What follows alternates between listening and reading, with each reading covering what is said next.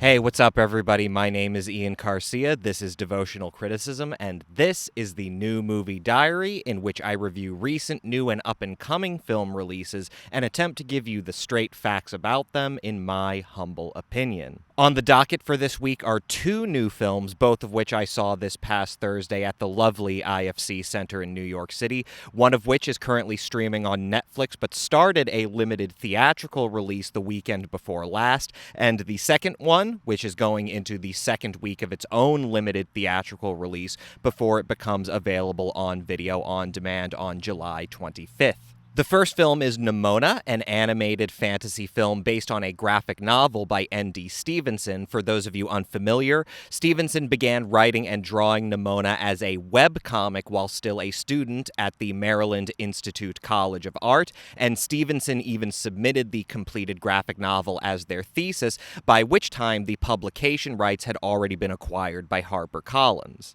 An interesting road for NIMONA to the silver screen. In fact, the development of this adaptation goes all the way back to the summer of 2015, when 20th Century Fox Animation first acquired the rights to it only a few months after its print publication. Originally, it was going to be produced under their Blue Sky Studios subsidiary, the same people who did the Ice Age franchise, and by some accounts, it was apparently pretty close to being completed by the time that Fox, and thus Blue Sky Studios, were acquired by the Walt Disney Company in 2019, and though the project was apparently still in production during much of 2019 and 2020, with the COVID-19 pandemic obviously leading to its own logistical complications, in a real controversy in the animation world, Disney rather abruptly shut down Blue Sky Studios and canceled all projects currently in production, including NIMONA. And yeah, after that point, as more details about the production started bubbling to light, there basically started to be rumors,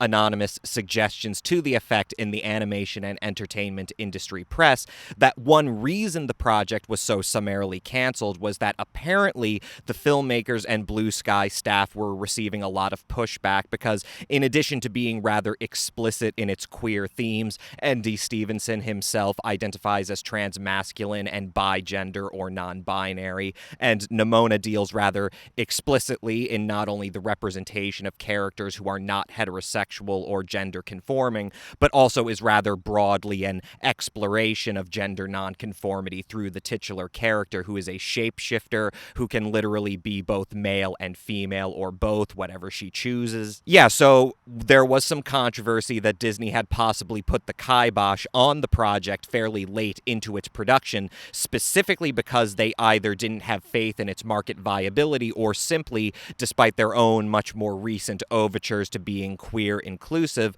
that they didn't want to have their brand, even one of their subsidiary brands, to be associated with an explicitly queer film, not just a film with queer supporting characters, but an explicitly queer film with a queer central cast and targeted primarily towards family audiences. Now, I have no idea to what extent that is true. Most of this is derived from anonymous rumors and hearsay, and while it wouldn't terribly surprise me if Disney did chicken out on completing the film, I could just as easily see this as a situation where, if anything, Disney's brand consciousness here is not really that they were so much concerned with the queer content of NIMONA as much as they might have simply not wanted a project by a rival studio, even a rival studio they now owned and were intending to liquidate anyway, that they simply didn't want that project to get ahead of them and make their own attempts at nominal queer-friendly branding look forced or insipid by comparison. Or it could have just been a bunch of bean-counting ghouls, and who knows, animated films often take several years to write, and then rewrite, and then visually write in terms of planning animation and doing storyboards,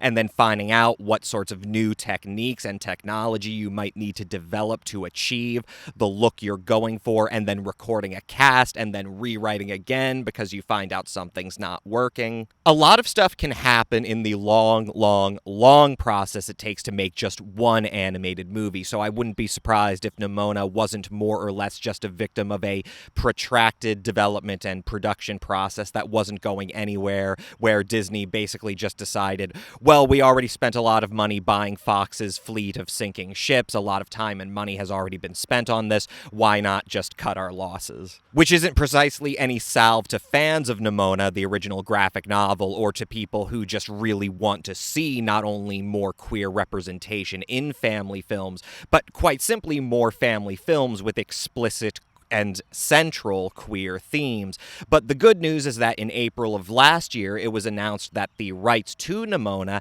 had been acquired by Annapurna Pictures, and while rumors that the film was mostly completed before the shutdown appear to have been very much exaggerated, it has been completed and is now being distributed by Netflix. So Nimona is set in a kind of anachronistic sci-fi fantasy world in which basically the European Middle Ages never came to an end, at least a very fairy tale or pure fantasy novel version of the Middle Ages, rather a Middle Age Ren Fair aesthetic, we could say. Like, imagine Ren Fair, except there's also flying cars and laser guns and TVs and touchpads and stuff like that. Anyway, the setting of the film is a very large, technologically advanced kingdom surrounded by great fortified walls, ostensibly to protect the inhabitants from monsters and the forces of evil that reside on the outside of it. Also central to that theme of we are a super advanced utopia and civilization at the center of a flat and dangerous world,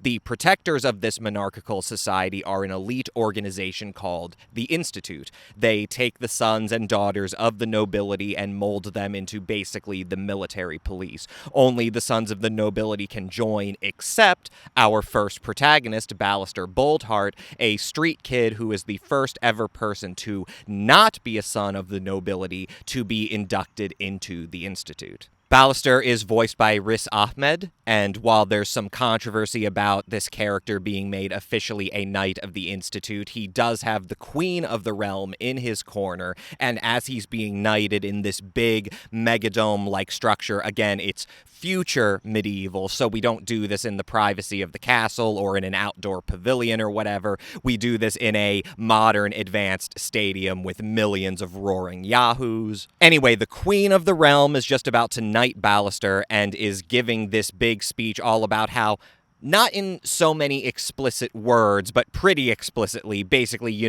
this is a meritocracy. It's not only the nobility who should be allowed to achieve these things, and Ballister is breaking the class barrier here. That is the symbolic and literal importance that I, the Queen, am assigning to it. It's while she's giving this speech and Ballister is knelt before her that the hilt of his sword opens up and shoots out this green laser that kills the Queen. Ballister also gets his arm cut off in the process, and not only that, he gets his arm cut off by this guy named Ambrosius Goldenloin, who's voiced by Eugene Lee Yang, and not only is Ambrosius his best friend or something, he's literally Ballister's boyfriend. So obviously, Ballister, high-profile affirmative action hire, gets framed for the assassination of the Queen, gets his arm cut off by his boyfriend, goes into hiding, and while in hiding is discovered by the titular Nimona, our second protagonist. Nimona is voiced by Chloe Grace Moretz, and basically she's a wild child, kind of a force of chaotic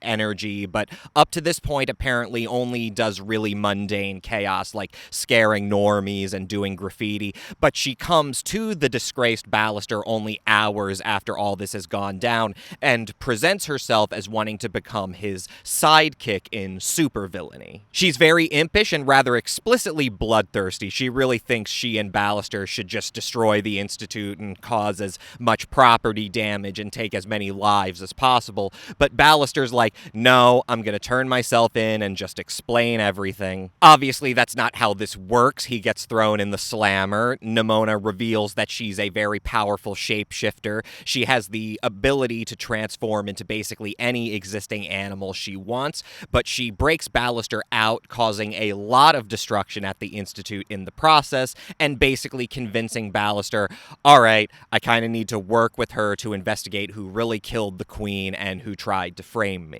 Buddy action and comedy ensues. Ballister and Nimona come closer together, and while we get increasingly to the heart of the conspiracy that goes all the way to the top of this apparently utopian martial society, we also start to ask questions about Nimona. Who is she? Where did she come from? How did she acquire these amazing powers? If she is a shapeshifter, what is indeed her true form and whose story really is at the heart of this narrative. Is it Ballister, the wronged knight, attempting to restore his good name, or is it Nimona with her own obscure motives and a lot of questions to be unpacked at the heart of this twisted fantasy? So like I said, Nimona is a film that has spent a long time in production and development since the rights were first acquired by Fox in 2015, and so it should probably be stated up front that aside from the credited filmmakers, which include directors Nick Bruno and Troy Quayne, and screenwriters Robert L. Baird and Lloyd Taylor, the film was originally being directed by Patrick Osborne from a screenplay written by Mark Hames, the latter of whom still receives a story by credit along with several others. And that's not precisely unusual for an animated film. Again, this really isn't a pipeline in which the writing of a project ends with the final draft of a screenplay, especially in American animation. This is a medium where the project is often built up both in terms of textual direction as well as visuals over a very long process of experimentation and trial and error, where the developmental or pre-production aspects of a project really bleed over into the actual voice casting and animation process. Basically, the most information we have about the gestation of Nimona and how it's finally been completed under Annapurna as the flagship feature for their newly announced animation division is that the layout for the film was more or less 70 to 75% complete, and they had already created 5 fully animated sequences by the time Disney shut the thing down. And so relative to how much work had been done on the project from 2015 through March of 2022, when it was officially canceled, versus how much was completed or changed in that time leading up to its premiere just a couple weeks ago at the Annecy International Animation Film Festival.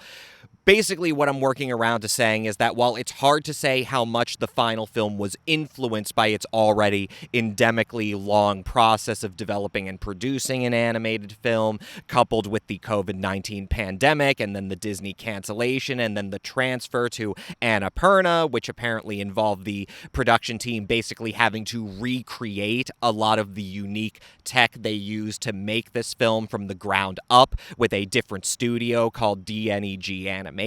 It's hard to say, but from my position, if I can say one thing about Nimona, it's that it does feel messy. It very much feels like a project that was heavily influenced by a lot of changes in not only the companies producing it, but also the creative leadership at the heart of the film. And I think it's largely reflected in the really awkward tonal whiplash that seems to pervade the film, which can't seem to decide if it's trying to be a kind of run-of-the-mill animated family fantasy action-adventure movie, or if it's trying to reach for something a little more tonal, patient and thematically mature, a little more tragic and dramatic rather than broad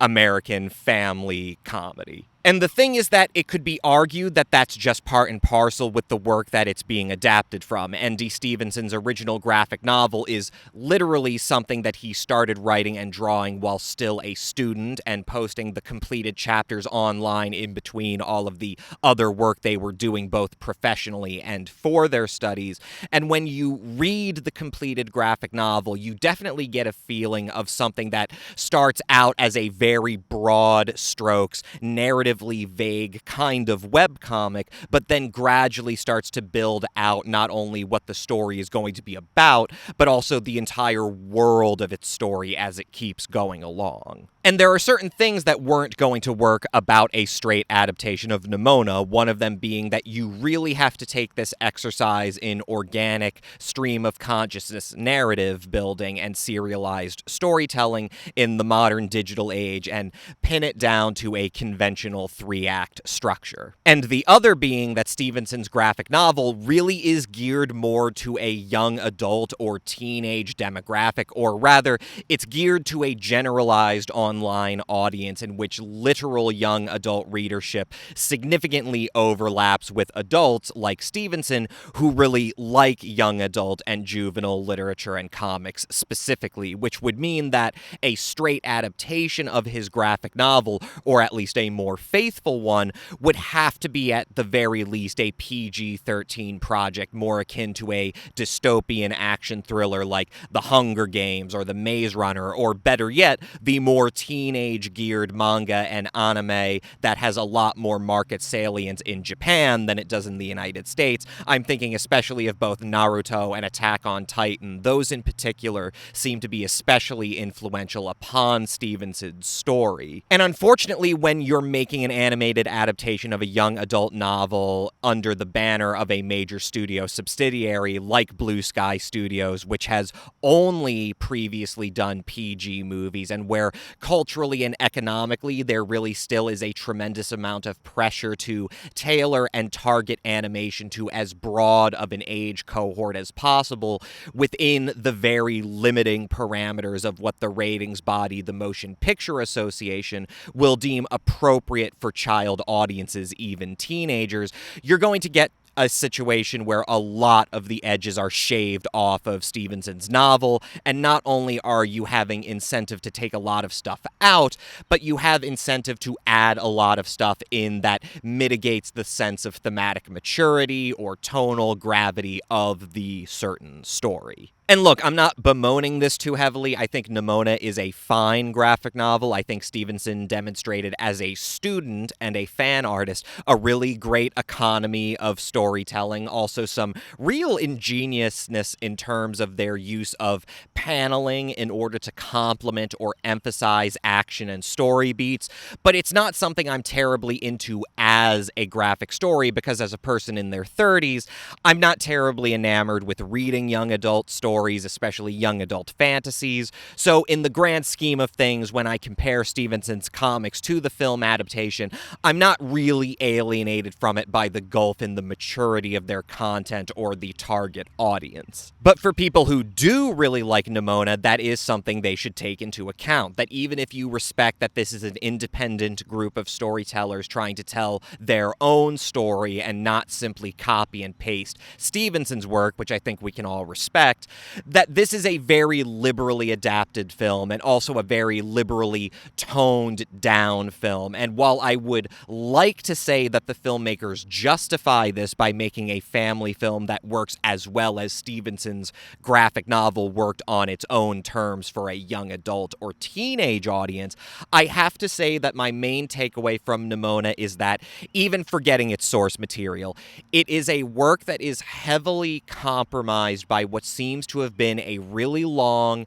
and really troubled developmental process and a lot of contradictory impulses that are just so institutionally built into contemporary American animation. Just to start off, and this is the biggest problem with the movie, the buddy foil relationship between Ballister and Nimona in the movie just doesn't work. It doesn't make any sense. In the original graphic novel, Ballister isn't just some guy who was betrayed a couple of hours ago and is just trying to clear his name. The circumstances of his betrayal are a lot more personal, and when we're introduced to the story, we're starting in media res, where he's already an established supervillain within the world of the story, and as such, he's a much more hardened and dour and sober figure who Nimona becomes attracted to because of that infamy, because she has a longer established impression of him that conforms to her own desires to plug a bomb in the system and just blow things up. Ballister in the film version, on the other hand, he's just some goody two-shoes who is kind of just blindsided by this sudden conspiracy. And quite frankly, in spite of the build-up to the idea that he's supposed to be this paragon of meritocracy, this street kid who had to work twice as hard as his more privileged peers to get where he is, there really isn't this sense that he is anything more than just this gobsmacked victim whose background doesn't really meaningfully inform his character, where he doesn't seem to have any special qualities that even distinguish him from his fellow knights, other than just this ephemeral sense that he's better because he worked harder, and quite frankly, where there's just no texture to his motivations whatsoever. And it would be one thing if that was just a decision that was made to make him a more generalized foil for Nimona as the real star of the movie, but that's the problem, because now Nimona's motivations just don't really make any sense, because even if she's more of this childlike force of chaotic destruction, and even if she initially thinks Ballister really did assassinate the Queen, once she figures out that he's not only not some kind of great supervillain, but is in fact a really stuffed, shirted cop like everyone else, she really has no reason to glom onto him. And again, that could potentially be an even more interesting direction to take the story, where Nimona is more of like a darker genie to Ballister's Aladdin, where she is a more nefarious and manipulative figure. But it's not just that the film doesn't really deal with any of that potential texture to the story. It really is that that sort of thing is something you're better off finding in Stevenson's original comics, but which just isn't the wheelhouse of a more family-friendly fantasy adventure story. And that's a real problem that, at the heart of the film, the character dynamic between Ballister and Nimona just doesn't work. It doesn't make any sense, but then on top of that, pretty much nothing else about Nimona is done in a way that is the least bit original or rewarding for the audience, except at the most patronizing level of basically jangling keys in front of children. The comedy is very broad and run-of-the-mill and really not well integrated at all into the overall drama at the heart of the story, and well into the really tragic, tear-jerking climax of the film, there are still these persistent moments of cringing, sort of self-consciously looking at the audience style of humor that we've all come to know and love about animated films in America. And it really is sad, because it really isn't until the last half hour of the movie or so, once we get to the big climactic action set piece, while the animation of the entire film is quite good and expressive and dynamic, it really isn't until that last act that we start seeing stuff that it's really rather evocative and beautiful and different, but it just has to be undermined by these totally tone-deaf stabs at comic levity where it just doesn't belong. And also, just to be frank, that as someone who really didn't get into the entire Ren Fair futurist aesthetic of the original graphic novel, I appreciate it significantly less in the context of this film, where they've really built out the world implied by Stevenson's work, but in basically every direction in the least interesting way possible. I really don't understand what the temporal or aesthetic function of it all is supposed to be, because I know I'm overthinking it, but like, if you're postulating a world in which this really isolated society has somehow been able to develop technology to a state of such advancement, why are there still all of these affectations of a material culture that, like, should have been rendered obsolete by those technological advancements? Look, folks, the reason why culture changes is because materials change. It's because technology changes. It's because changes in our material understanding of the world literally change how our brains work and what we're attracted to. And even if you say, oh, but this is an isolationist martial society, I'm sorry, that just makes me more suspicious of the entire conceit, because surely a more isolationist and martial and fearful society, especially one where the entire premise of this story is that just one non-noble kid getting into this high rung of prestige produces such a violent backlash and conspiracy, surely this would actually be the sort of society that would be specifically reticent about and fearful of not just superficial cultural changes, but technological innovations and original thought at all. I know I'm overthinking this. I know this is a kid's movie, but even taking for granted that this is just supposed to be a cool fantasy setting that's transporting you to a completely different, deliberately naive world of lights and colors, I'm sorry, there is still such a thing as cynicism and really patronizing to the intelligence of your child audience. And let's be real here, we're not just talking about pandering to the juvenile preoccupations of a child audience. We're talking about the same thing we're talking about with Stevenson's graphic novel. We're talking about an industry of comics and animation that also panders to the juvenility of adults who want to be treated like children, who are not interested in young adult or children's media from a perspective of how you tell a story that's uniquely geared towards the general critical capacities and relative mental and emotional maturities of a younger audience, but who are rather uncritically obsessed with living in a world of juvenilia, where if you say something like, look, just the central fantasy conceit of this thing is stupid and cynical, and it really compromises its potential to really stimulate and challenge younger readers,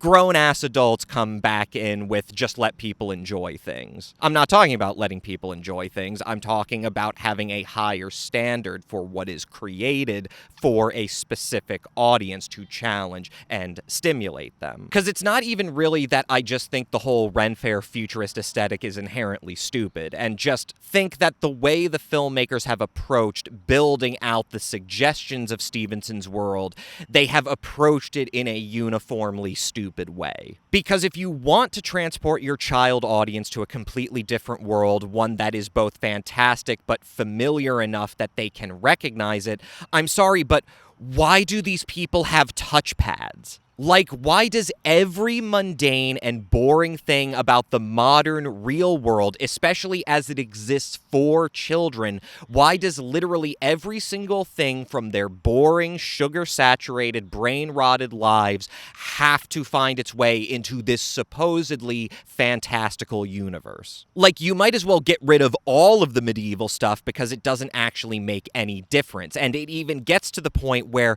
so much completely boringly accessible stuff is thrown into this supposedly fantastical setting that it starts deeply compromising the ability of this, again, obviously really developmentally troubled production to even tell its story effectively. A huge part of Nimona's motivations in the movie is this idea that she's perceived as a monster, but it literally isn't until the very climax of the movie that we see, like, any visual reference to this society being one where young kids are raised with the idea that it's glorious to kill monsters. And there's no sense that in spite of all this technology and all this stuff with the Institute, that any of these knights actually have done anything like fight monsters. All of that is completely alienated from the world building of the story. And in fact, the primary visual reference point we get of monstrosity within the popular culture of this society is literally a commercial we are shown for a breakfast cereal brand where the mascot is a dragon that vomits purple corn balls or whatever. And so isn't that, like, just from the most basic interpretation, illustrative of the exact opposite of your secondary protagonist's motivations? Isn't that just directly compromising the entire thematic and emotional structure of the story that, oh, no, actually, just like every other mundane thing that gets pulled into this totally neutered premise of a fantastical world, monsters and monstrosity are also just a mundane part of it where the signifier is completely empty and hollowed out, and nobody has any particular attachment to its meaning beyond the most cynical and useful ones at the time. It really is, for as long as the film was being developed and produced, rather shocking how little attention seems to have been paid to, even at a naive child level, to building an internally coherent world and telling a coherent story where you can, like, understand at some intuitive level why anybody in this movie acts the way that they do. I think it's great that we have a queer-themed family film now. I wouldn't trade that for the world, but there is a lot of hype accompanying this film, and I already know it's going to be blowing up as a critical darling, and I'm sorry because anything even remotely progressive that it does is compromised so much by the fact that it's honestly, one, pretty badly written, and two, has an incredibly boring design governing all of it. And yeah, it's for kids, but I don't know, I feel like kids are owed a baseline of creativity that's higher than this. Something that actually takes them to a different fantastical world with its own rules and eccentricities that they have to settle into and get into organically, rather than basically this production just pulling out every stop of cliche, every hack bit of comedy writing, even when it flatly makes the storytelling and character development worse, and especially and most of all, just the completely cynical bait and switch of offering to take children to a fantastical new world and then being like, okay, so you know everything about your own boring life? That's all here. It's just everyone dresses like an idiot because nobody decided in 1,000 years they wanted to change things up a bit. Out of respect, I'm giving this one 2.5 out of 5. This is a moderate recommendation if you've got kids, and especially if you want to give your children more queer positive programming. But beyond an exercise in good parenting and good education, which is not nothing, I don't want to downplay that again, I'm here for the queer joy and progress. I'm just saying, in any other scenario, especially if you're an adult, I'm sorry, this movie kind of sucks. There's not a lot here for anybody who isn't already prepared to make all the excuses in the world for just a new queer positive variant on the same old hackneyed Hollywood cynicism. So that was heavy, and I'm more than happy to move on and talk about the second film I saw last Thursday, Revoir Paris, the latest film from French writer-director Alice Winocour. Winocour has had a very promising career as both a director and screenwriter. The most familiar that Western audiences have probably been with her works up to this point was her collaboration with Denise Gamze-Ergoven on the latter's Mustang, which is easily one of my favorite films of 2015. But in her own right, Winocour has been building up quite a promising body of work since her debut as a feature film director with the almost disturbingly beautiful Augustine in 2012. The thing is, though, that Augustine was such a sensual debut, and with her subsequent film projects, Winocour actually seemed to switch up her aesthetic approach quite dramatically with something more understated, even sometimes almost anti-picturesque, and I'm thinking especially of her most recent film before this latest one, Proxima, a really wonderfully ineffable drama about an astronaut starring Eva Green, which is pretty radically different from basically any movie about an astronaut I've ever seen. Very low-key, very grounded in its approach, even as it's quite sentimental at times. If you're not familiar with Winocour's films, the good news is that all three of her previous films, Augustine, Disorder, and Proxima, are all streaming for free on the platform Tubi, which is just another scenario where Tubi stays winning. Is not the first time that they've come to the rescue with their library, which is surprisingly well-stocked in even rather obscure European independent and art house cinema. There's got to be someone in licensing over there who's paying attention to what's coming out of Cannes, because their track record for this stuff is really just a bit too spot on to be accidental. Tubi really does stay winning, but this isn't about Tubi. This is about Alice Winocour's Revoir Paris, which stars Virginie Efira as Mia. Mia is a Russian translator working for a radio station and living in Paris. She lives with her boyfriend of 10 years, Vincent, played by Grégoire Collin. Winocour spends a lot of time drawing out our introduction to Mia, but starting her film off with a slow shot pushing in from inside her apartment to the balcony where Mia walks past the camera after watering her plants, and the camera simply settles on the skyline of the neighborhood around her with this very subtly ominous score playing. Even if you're going in completely blind, you're kind of already being wound up a bit as we get further and further into the kind of mundane realities of Mia's life. We only feel all the more and more wound up as our attention is drawn to so many different and quite small details. We follow Mia to work that morning where she's translating an interview with a Russian opera director. We then follow her to dinner that night with Vincent, which is interrupted when Vincent is called to the hospital, ostensibly to help an intern with an emergency. Though, I feel like this is just one first small example of Winocour pointing to another possible story, another possible element of tension that isn't going to be what the movie is about, but could be the threat of infidelity, especially when Mia notices that Vincent has left behind his fountain pen. Anyway, Mia decides to go to a cafe bistro to be alone and brush up on some technical language for an upcoming interview. She heads for a place in front of the bistro that seems like her usual spot, but no, that spot is reserved for the night, so she takes a seat in the second room in the back of the bistro, and it's very noisy. There's some Asian students being very loud on their phones. There's a birthday party being celebrated across from her, and she keeps catching the eye of the guy whose birthday is being celebrated. Again, all of these little suggestions of a possible story other than the one that is being told presently.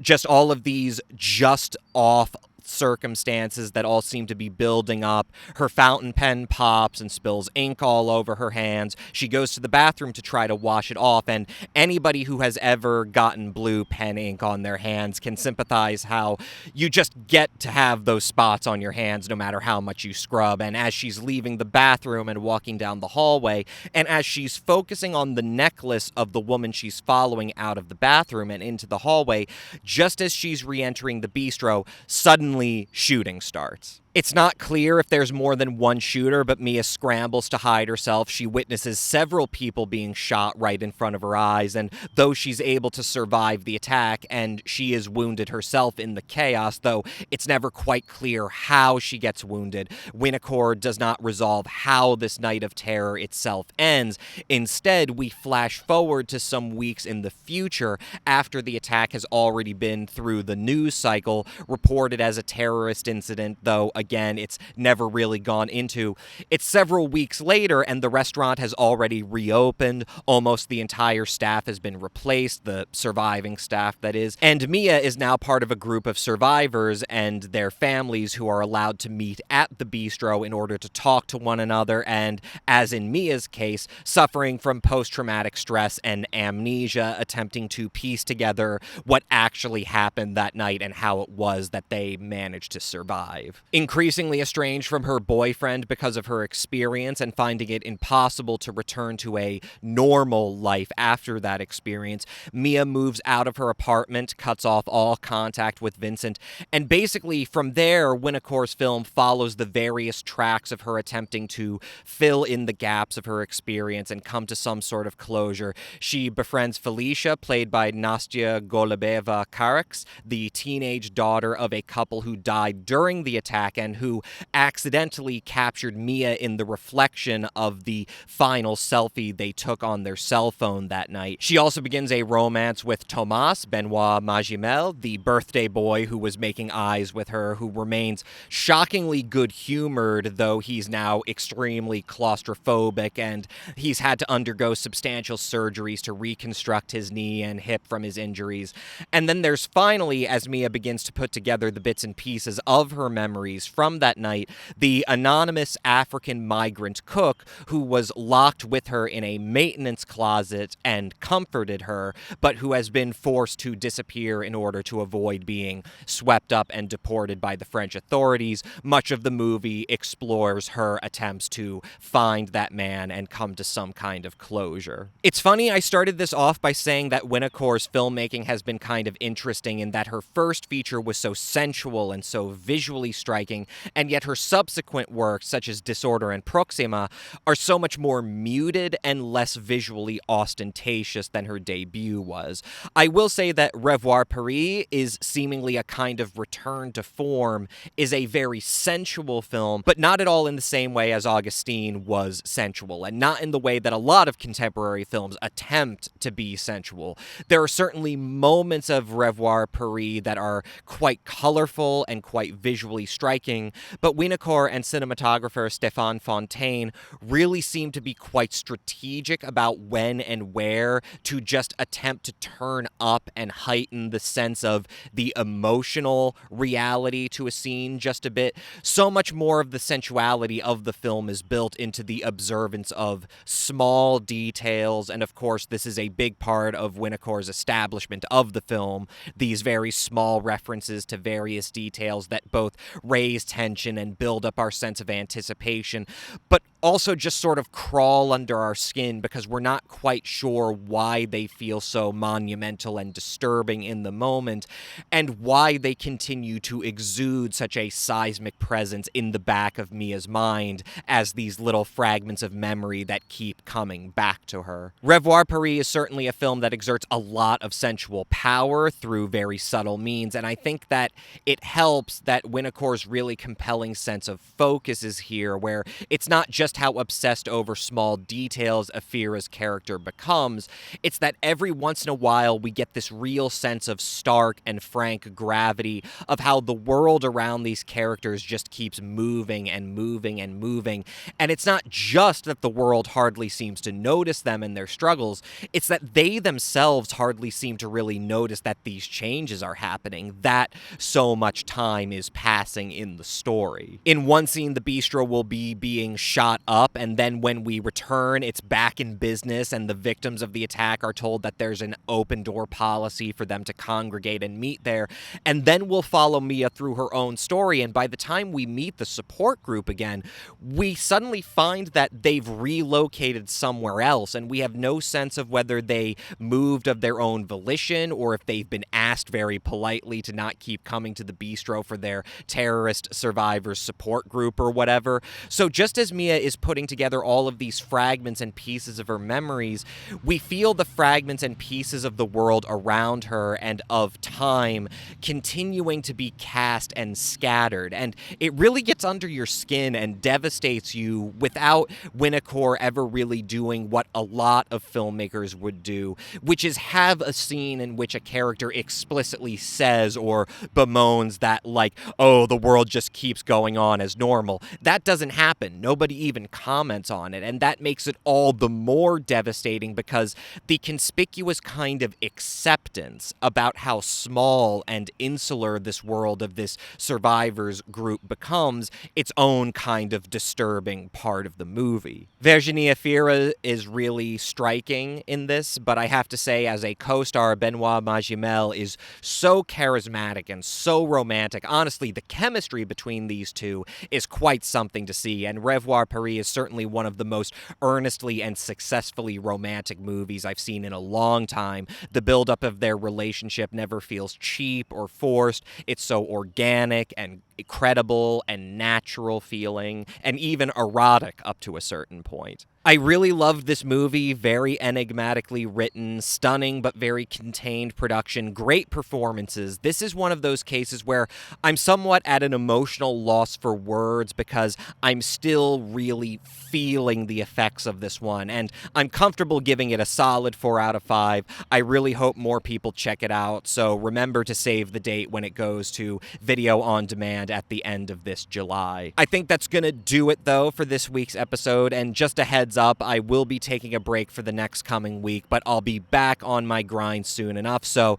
like, subscribe, bell, yada yada. My name is Ian Garcia, this is Devotional Video, and this was another episode of the New Movie Diary. I'll catch you guys next time.